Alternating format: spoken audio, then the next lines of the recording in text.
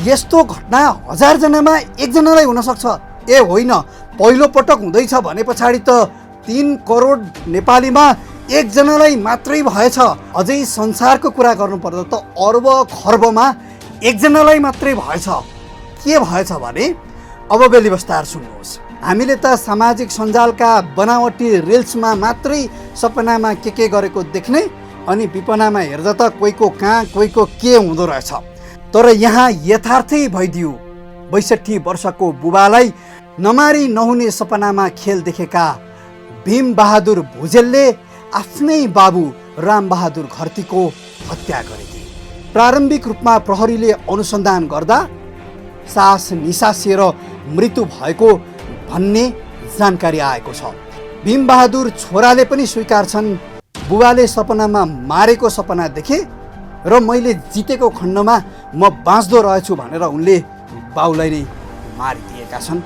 यसलाई हेर्नुहोस्, प्रहरीले 17 गते 6 बजे पछाडि थाहा पायो र गए पछाडि हेर्दा उनको बुबा रामबहादुर ओछ्यानमा सुतिरहेको अवस्थामा घाँटीमा गलबन्दीसहित मृत भेटिएका छन्।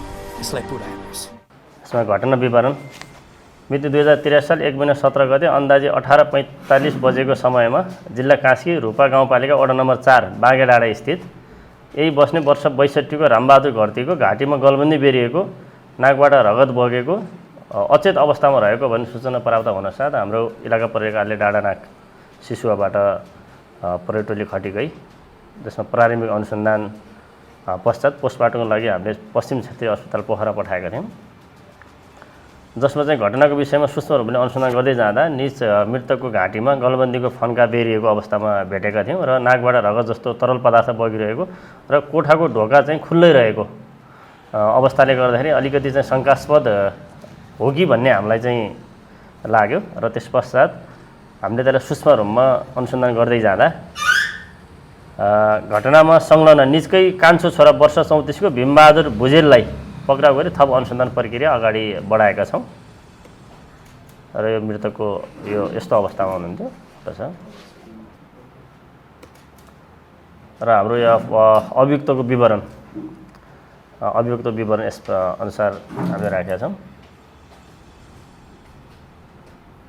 र यसमा चाहिँ निजलाई चाहिँ मुलुकी अपराध संहिता 2074 को परिच्छेद 12 को ज्यान सम्बन्धी कसुर अन्तर्गत दफा 177 को कर्तव्य ज्यान सम्बन्धी मुद्दामा दिन 10 दिन चाहिँ सामान्य जिल्ला अदालत कास्कीबाट म्याद थप भई थप अनुसन्धान प्रक्रिया अगाडि बढाइएको जानकारी गराउन चाहन्छु।